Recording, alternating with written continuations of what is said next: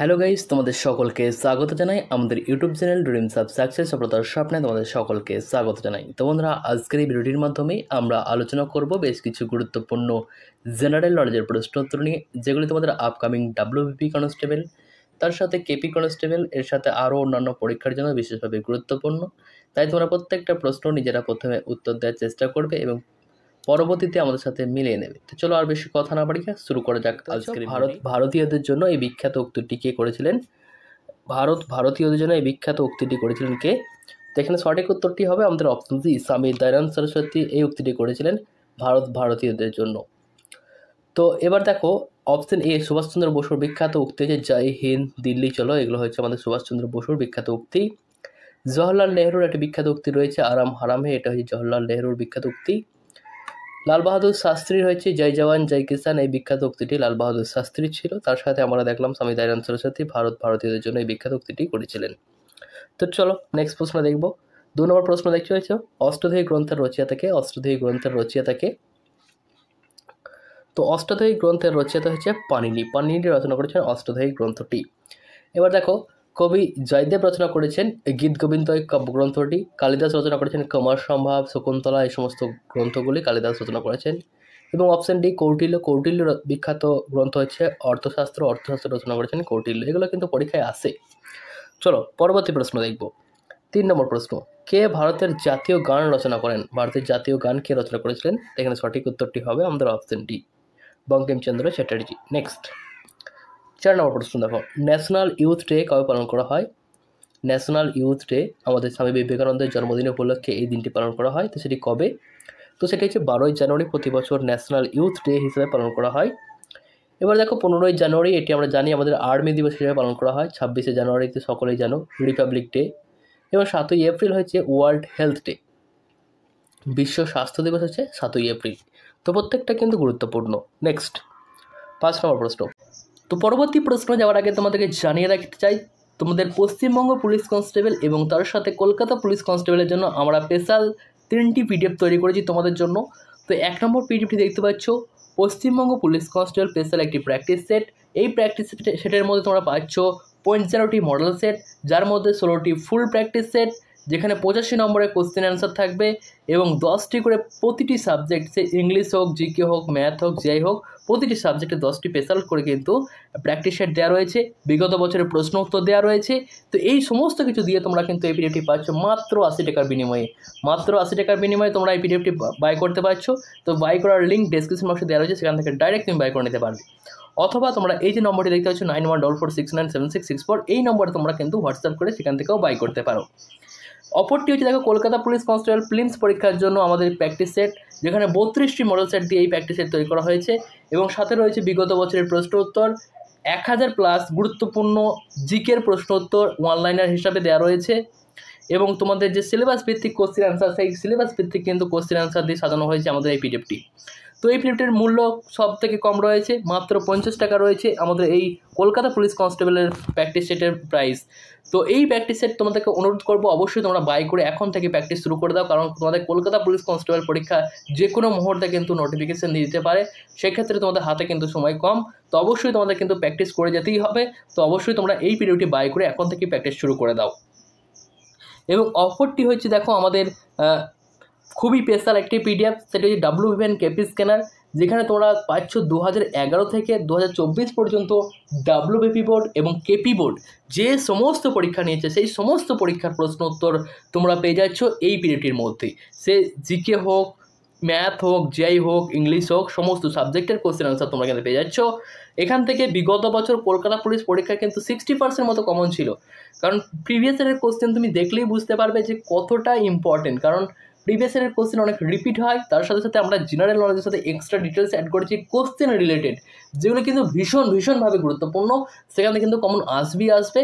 তো এই পিডিএফটা তোমরা বাই করতে পারো মাত্র 80 টাকার বিনিময়ে, তোমরা এই পিডিএফটি বাই করতে পারো। এবং তোমাদের জন্য একটা স্পেশাল অফার হচ্ছে, এই 3টে পিডিএফ যারা একসাথে নিতে চাও, এই 3টে পিডিএফ যারা একসাথে নিতে চাও তাদের জন্য প্রাইস রয়েছে মাত্র 200 টাকা। মাত্র 200 টাকার বিনিময়ে তোমরা এই 3টে পিডিএফ বাই করতে পারবে। তার জন্য তোমাদের যেটা করতে হবে 9144697664 এই নম্বরে তোমাদের কিন্তু হোয়াটসঅ্যাপ করে নিতে হবে একবার, তাহলে তোমরা কিন্তু এখান থেকে বাই করে নিতে পারবে। তোমাদের হোয়াটসঅ্যাপে কিন্তু পিডিএফ সেন্ড করে দেওয়া হবে।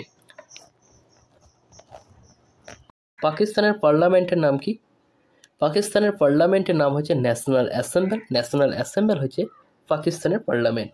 এবার দেখো অপশনটি সংসদ বা সংসদ, এটি কিন্তু আমাদের ভারতের পার্লামেন্টের নাম। তার সাথে অপশন এ দেখো মজলিস। মজলিসটা হচ্ছে ইরানের পার্লামেন্টের নাম, এবং সোরা হচ্ছে আফগানিস্তানের পার্লামেন্টের নাম। চলো পরবর্তী প্রশ্ন দেখব। 6 নম্বর প্রশ্ন দেখো, জনসংখ্যা অনুসারে ভারতের ক্ষুদ্রতম রাজ্যের নাম কি? জনসংখ্যার ভিত্তিতে ভারতের ক্ষুদ্রতম রাজ্য হচ্ছে কোনটি? তো জনসংখ্যার ভিত্তিতে ভারতের ক্ষুদ্রতম রাজ্য হচ্ছে সিকিম, এবং আয়তন যখন বলবে তখন কিন্তু গোয়া হবে। এরপর দেখো উত্তরপ্রদেশ। উত্তরপ্রদেশ এটা কিন্তু জনসংখ্যার দিক দিয়ে বৃহত্তম রাজ্য ভারতের, এবং আয়তনের ভিত্তিতে বৃহত্তম রাজ্য হচ্ছে রাজস্থান। এগুলো কিন্তু একটু মনে রেখো। চলো পরবর্তী প্রশ্নটা দেখব। হর্ষবর্ধন কবে সিংহাসনে বসেন? হর্ষবর্ধন সিংহাসনে বসেন কবে? তো হর্ষবর্ধন ছিলেন পুষ্যভূত বংশের রাজা। তো এই হর্ষবর্ধন সিংহাসনে বসেন 606 খ্রিস্টাব্দে, এবং প্রিয়দর্শিকা রত্নাবলী গ্রন্থগুলি হর্ষবর্ধনের রচনা, এগুলো কিন্তু মনে রেখো। চলো 8 নম্বর প্রশ্ন দেখো, রাজিয়া কত খ্রিস্টাব্দে দিল্লির সিংহাসনে বসেন? রাজিয়া সুলতানা ইলতুৎমিশের কন্যা কত খ্রিস্টাব্দে সিংহাসনে বসেছিলেন? তো তিনি একমাত্র সাম্রাজ্যিনী যিনি দিল্লির সিংহাসনে বসেছিলেন। তো তিনি 1236 খ্রিস্টাব্দে রাজিয়ার সুলতানা ইলতুৎমিশের কন্যা, তিনি কিন্তু সিংহাসনে বসছেন। 1236 খ্রিস্টাব্দ। তো option C is the right answer. Next 9 নম্বর প্রশ্ন দেখো, অনিলা দেবী ছদ্মনামটি কার? অনিলা দেবী ছদ্মনামটি কার? অনেকবার পরীক্ষায় এসছে, এবং এই ছদ্মনাম থেকে কিন্তু প্রত্যেকবার কিছু না কিছু কোশ্চেন থাকে। তো অবশ্যই প্রত্যেকটা ছদ্মনাম তোমরা দেখে রাখবে। তো এখানে সঠিক উত্তরটি হবে অপশন ডি, শরৎচন্দ্রের ছদ্মনাম হয়েছে অনিলা দেবীর ছদ্মনাম। চলো নেক্সট, তার আগে আমরা জেনে রাখি এই সমরেশ মজুমদারের একটা ছদ্মনাম রয়েছে, সেটি হচ্ছে কালপুরুষ। বঙ্কিমচন্দ্র হয়েছে কমলাকান্ত, এবং কাজী নজরুল ইসলামের ছদ্মনাম হয়েছে ব্যাঙাচি। এগুলো কিন্তু পরীক্ষায় আসে। নেক্সট 10 নম্বর প্রশ্ন দেখো, আদনান সামি কোন বাদ্যযন্ত্রের সাথে যুক্ত ছিলেন? আদনান সামি তিনি কোন বাদ্যযন্ত্রের সাথে যুক্ত ছিলেন? তো বাদ্যযন্ত্রের সাথে যুক্ত ব্যক্তিগুলো কিন্তু ভীষণভাবে গুরুত্বপূর্ণ। তাই এখানে সঠিক উত্তরটি হবে অপশন সি, পিয়ানোর সাথে যুক্ত আদনান সামি। এবং তবলার সাথে যুক্ত বিখ্যাত ব্যক্তি হয়েছেন জাকির হোসেন, যেটা বারবার পরীক্ষায় আসি। তার সাথে ওস্তাদ আল্লাহ রেখা খান, তিনিও কিন্তু তবলার সাথে যুক্ত। এবং সেতারের সাথে যুক্ত রবিশঙ্কর, বিখ্যাত একটি নাম, যেটা কিন্তু পরীক্ষায় বারবার আসে। সানাইয়ের সাথে যুক্ত ওস্তাদ বিসমিল্লাহ খান, এটাও কিন্তু অনেকবার রিপিট হয়েছে পরীক্ষায়। চলো নেক্সট 11 নম্বর প্রশ্ন দেখো, মানুষের দাঁতের কঠিন অংশের নাম কি? মানুষের দাঁতের কঠিন অংশের নাম কি? তো মানুষের দাঁতের কঠিন অংশের নাম হচ্ছে এনামেল। এনামেল হচ্ছে মানুষের দাঁতের কঠিন অংশের নাম। এনামেল এটি দাঁতের বাইরে শক্ত আবরণ, যা ক্যালসিয়াম ও ফসফেট দ্বারা গঠিত। এটি মানুষের দেহের সবথেকে কঠিনতম অংশ হচ্ছে, বা কঠিনতম বস্তু হচ্ছে এটাই। ঠিক আছে, চলো পরবর্তী প্রশ্নটি দেখে নেব। 12 নম্বর প্রশ্ন, অ্যানিমোমিটার যন্ত্রের সাহায্যে কি পরিমাপ করা হয়? অ্যানিমোমিটার যন্ত্রের সাহায্যে কি পরিমাপ করা হয়? তো অ্যানিমোমিটার যন্ত্রের সাহায্যে আমরা পরিমাপ করে থাকি বাতাসের গতি, এবং তড়িৎ প্রবাহ মাপা হয় অ্যামিটার যন্ত্রের সাহায্যে। বাষ্পীভবনের হার মাপা হয় অ্যাটমোমিটার যন্ত্রের সাহায্যে। বাষ্পীভবনের হার মাপা হয়, এবং সময় মাপা হয় ক্রোনোমিটার যন্ত্রের সাহায্যে। এগুলো কিন্তু পরীক্ষায় আসে, তোমরা অবশ্যই দেখে রাখবে পরিমাপক যন্ত্রগুলো। নেক্সট 13 নম্বর প্রশ্ন দেখো, অ্যাসকর্বিক অ্যাসিড কিসে পাওয়া যায়? অ্যাসকর্বিক অ্যাসিড কিসে পাওয়া যায়? তো অ্যাসকর্বিক অ্যাসিড এটি পাওয়া যায় কমলা লেবুতে। কমলা লেবুতে পাওয়া যায় অ্যাসকর্বিক অ্যাসিড, এবং অ্যাপেলে পাওয়া যায় ম্যালিক অ্যাসিড, দুধে পাওয়া যায় ল্যাকটিক অ্যাসিড, তেঁতুলে পাওয়া যায় টার্টারিক অ্যাসিড, এটা কিন্তু তেঁতুলে পাওয়া যায়। নেক্সট 14 নম্বর প্রশ্ন দেখো, বাতাসে নাইট্রোজেনের পরিমাণ কত? বাতাসের নাইট্রোজেনের পরিমাণ কত? তো বাতাসের নাইট্রোজেনের পরিমাণ হচ্ছে 78.02%। এটি হচ্ছে বাতাসের নাইট্রোজেনের পরিমাণ। এবং অক্সিজেন প্রায় 21% আমাদের অক্সিজেন কিন্তু রয়েছে বাতাসের মধ্যে। চলো পরবর্তী প্রশ্নটা দেখব। 15 নম্বর প্রশ্ন দেখো, রাজা রামমোহন রায় কত সালে মেনিনজাইটিস রোগে আক্রান্ত হয়ে মারা যান? তো রাজা রামমোহন রায় একজন বিখ্যাত ব্যক্তি, আমাদের ইতিহাসে, ভারতের ইতিহাসে একজন বিখ্যাত ব্যক্তি। তিনি কবে মেনিনজাইটিস রোগে আক্রান্ত হয়ে মারা যায়? তো মেনিনজাইটিস রোগে আক্রান্ত হয়ে মারা গিয়েছিল 1833 সালে। তিনি কিন্তু ওই দ্বিতীয় আকবরের যে মাইনে সেটা বাকি ছিল, সেখানে আনতে গিয়ে কিন্তু মারা গিয়েছিল, ব্রিটিশ গিয়ে কিন্তু সে মারা গিয়েছিল।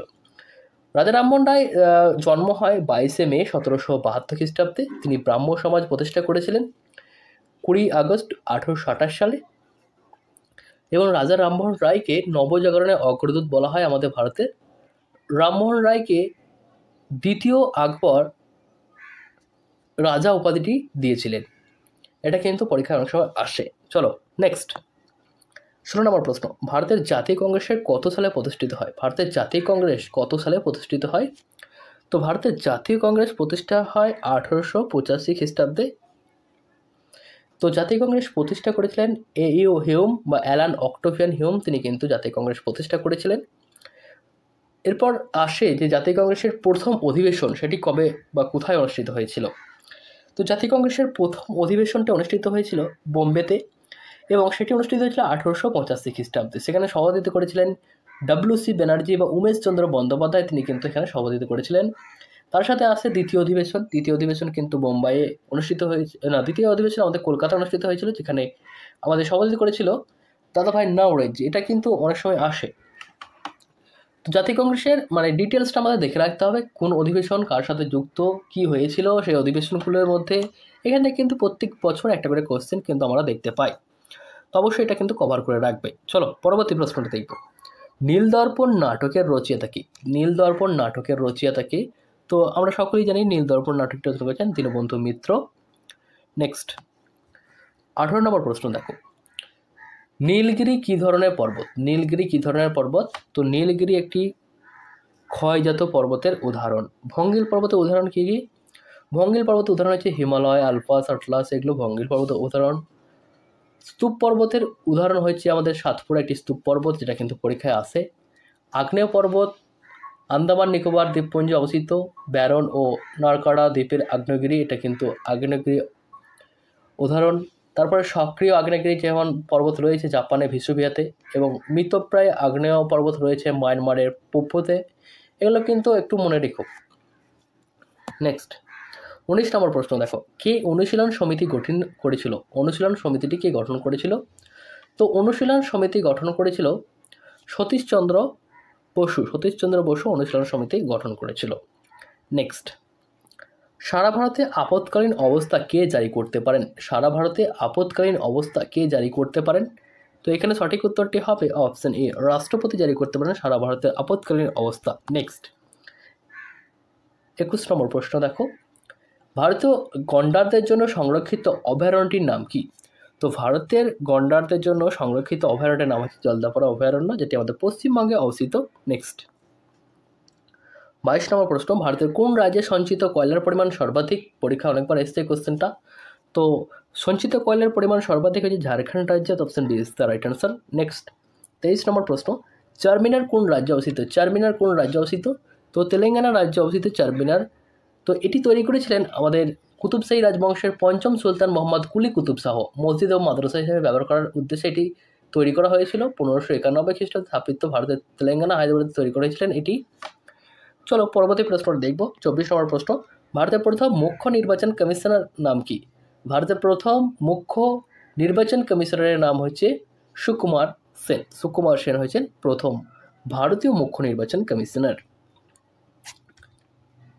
এবং হীরালাল জে কানহাইয়া, ইনি হচ্ছেন ভারতের প্রথম চিফ জাস্টিস। স্যার থমাস অ্যালমাহারেস্ট, তিনি হচ্ছেন প্রথম বিমান বাহিনীর প্রধান ছিলেন ভারতের। আর.ডি. কটরি প্রথম নৌসেনা প্রধান ছিলেন তিনি। এগুলো কিন্তু একটু দেখে রেখো। চলো 25 নম্বর প্রশ্ন এখানে দিতে, অমৃতসরের বিখ্যাত স্বর্ণ মন্দিরটি কে তৈরি করেন? অমৃতসরের বিখ্যাত স্বর্ণ মন্দিরটি তৈরি করেছিলেন গুরু রামদাস। গুরু রামদাস এই বিখ্যাত স্বর্ণ মন্দিরটি তৈরি করেছিল অমৃতসরে। নেক্সট 26 নম্বর প্রশ্ন, পানিপথের প্রথম যুদ্ধ কবে সংঘটিত হয়েছিল? পানিপথের প্রথম যুদ্ধ সংঘটিত হয়েছিল 1526 খ্রিস্টাব্দে পানিপথের প্রথম যুদ্ধ হয়, এবং দ্বিতীয় হয়েছিল 1556 খ্রিস্টাব্দে। নেক্সট 27 নম্বর প্রশ্ন দেখো, স্বাধীন ভারতের প্রথম মহিলা রাজ্যপাল বা গভর্নরের নাম কি? স্বাধীন ভারতের প্রথম মহিলা রাজ্যপাল বা গভর্নরের নাম হচ্ছে সরোজিনী নাইডু। সরোজিনী নাইডু হচ্ছে ভারতের প্রথম মহিলা রাজ্যপাল বা গভর্নর। এবং বাচেন্দ্রী পাল, তিনি প্রথম মাউন্ট এভারেস্ট জয়ী ভারতীয় মহিলা। অ্যানি বেসান্ত, তিনি ভারতীয় জাতীয় কংগ্রেসের প্রথম মহিলা সভাপতি। সুচেতা কৃপালানি, ভারতের প্রথম মহিলা মুখ্যমন্ত্রী তিনি। নেক্সট 28 নম্বর প্রশ্ন দেখো, কোন রাজ্যকে সমুদ্রের দান বলা হয়? কোন রাজ্যকে সমুদ্রের দান বলা হয়? এখানে সঠিক উত্তরটি হবে কেরালাকে বলা হয় সমুদ্রের দান। এবং এই কেরালাকে আমরা বলে থাকি ভগবানের নিজের দেশ, এটা কিন্তু কেরালাকেই বলা হয়। চলো পরবর্তী প্রশ্ন দেখব। বিশ্ব পরিবার দিবস পালন করা হয় কবে? বিশ্ব পরিবার দিবস পালন করা হয় কবে? তো বিশ্ব ফ্যামিলি দিবস পালন করা হয় পয়লা জানুয়ারি এই দিনটিকে বিশ্ব পরিবার দিবস হিসেবে পালন করা হয়। 2রা জানুয়ারি বিশ্ব জনসংখ্যা নিয়ন্ত্রণ দিবস। 12ই জানুয়ারি আমরা দেখলাম জাতীয় যুব দিবস, বিবেকানন্দের জন্মদিন উপলক্ষে পালন করা হয়। 15ই জানুয়ারি এটাও আমরা দেখেছি আগে, জাতীয় সৈন্য দিবস পালন করা হয় 15ই জানুয়ারি এই দিনটিকে। নেক্সট 30 নম্বর প্রশ্ন দেখো, ভারতের পক্ষী মানব কাকে বলা হয়? ভারতের পক্ষী মানব বলা হয় সেলিম আলীকে বলা হয় ভারতের পক্ষী মানব। অনেক সময় কোয়েশ্চেনটা এসেছে পরীক্ষায় এবং আবারও আসতে পারে। চলো নেক্সট প্রশ্নটা দেখব। 31 নম্বর প্রশ্ন দেখো, একটি গুরুত্বপূর্ণ প্রশ্ন রয়েছে। A century is not enough বইটি রচয়িতা কে? তো এই বইটি রচনা করেছেন সৌরভ গাঙ্গুলি অর্থাৎ আমাদের দাদা। নেক্সট 32 নম্বর প্রশ্ন দেখো, ভিটামিন সি এর অভাবে নিচের কোন রোগ দেখা যায়? ভিটামিন সি এর অভাবে নিচের রোগ দেখা যায় কোনটি? তো ভিটামিন সি এর অভাবে স্কারভিয়া রোগটি দেখা যায়, যেটি কিন্তু দাঁতে আক্রমণ হয়। তো এবার দেখো, ভিটামিন এর অভাবে যে রোগটি হয় সেটা হচ্ছে রাতকানা। ভিটামিন B1 এর অভাবে বেরি রোগটি হয়ে থাকে। ভিটামিন B2 এর অভাবে মুখে ঘা হয়। ভিটামিন B3-তে প্লেগ্রা রোগ হয়। ভিটামিন B6 এর অভাবে নিউরোপ্যাথি রোগ হয়ে থাকে। ভিটামিন B12 এর অভাবে রক্তশূন্যতা দেখা যায়। ভিটামিন সি এর অভাবে স্কারভিয়া রোগ হয়। ভিটামিন ডি এর অভাবে রিকেট রোগ হয়, এটা কিন্তু ভীষণভাবে গুরুত্বপূর্ণ, ডিটা রিকেট রোগটি হয়। এবং অ্যাস্টিওমোলাসিয়া রোগটি ভিটামিন ডি এর অভাবে হয়ে থাকে। ভিটামিন ই এর অভাবে হিমোলো রোগটি হয়ে থাকে। তো এইগুলো কিন্তু আমাদের জানতে হবে। চলো পরবর্তী প্রশ্নটি দেখে নেব। পরবর্তী প্রশ্ন এখানে দেখতে 33 নম্বর প্রশ্ন, ভারতের প্রথম সবাক চলচ্চিত্র হলো কোনটি? তো আমরা জানি ভারতের প্রথম সবাক চলচ্চিত্র হচ্ছে Alam Ara, option B is the right answer. Next 34 নম্বর প্রশ্ন, কে কুতুব মিনার নির্মাণ কার্য সমাপ্ত করেন? কুতুব মিনার নির্মাণ কার্য সমাপ্ত করেছিলেন কে? তো কুতুব মিনার নির্মাণ কার্য সমাপ্ত করেছিলেন ইলতুৎমিশ এবং শুরু করেছিলেন এটা কিন্তু কুতুবউদ্দিন আইবক। নেক্সট 35 নম্বর প্রশ্ন, কে খালসা প্রবর্তন করে? খালসা প্রথার প্রবর্তন কে করেছিলেন? তো খালসা প্রথা প্রবর্তন করেছিলেন Guru Gobind Singh, option C is the right answer. Next হিন্দু কে প্রচার করেছিলেন? হিন্দু কে প্রচার করেছিলেন? তো এটি প্রচার করেছিলেন লালা লাজপত রায়, অর্থাৎ option A is the right answer. Next মেনা কোন দেশের সংবাদ সংস্থা? মেনা এটি হচ্ছে মিশরের একটি সংবাদ সংস্থা, অর্থাৎ option A is the right answer. 38 নম্বর প্রশ্ন, বাজারের শহর কাকে বলা হয়? তো মিশরের রাজধানী কায়রোকে বলা হয় বাজারের শহর, option B is the right answer. Next 39 নম্বর প্রশ্ন, সকারি উপাধি লাভ করেছিলেন কোন গুপ্ত সম্রাট? তো সকারি উপাধিটি ধারণ করেছিলেন দ্বিতীয় চন্দ্রগুপ্ত, যাকে বিক্রমাদিত্য বলা হয়। তো ইনি এই সকারি উপাধি গ্রহণ করেছিলেন। তার শাসনকাল প্রাচীন ভারতের ইতিহাসের স্বর্ণযুগ বলে অভিহিত করা হয়ে থাকে। এবং এই যে দ্বিতীয় চন্দ্রগুপ্ত, তার কিন্তু সময়কাল হচ্ছে 375 থেকে 415 খ্রিস্টাব্দ পর্যন্ত। এবং এই দ্বিতীয় চন্দ্রগুপ্তের পিতার নাম ছিল সমুদ্রগুপ্ত, যাকে ভারতের নেপোলিয়ন বলা হতো। নেক্সট 40 নম্বর প্রশ্ন দেখো, আজীবক ধর্মের প্রবক্তা কে ছিলেন? তো আজীবক এই ধর্মটি প্রবর্তন করেছিল গোসাল এই ধর্মের প্রবর্তন করেছিলেন। তিনি গৌতম বুদ্ধের সমসাময়িক ছিলেন।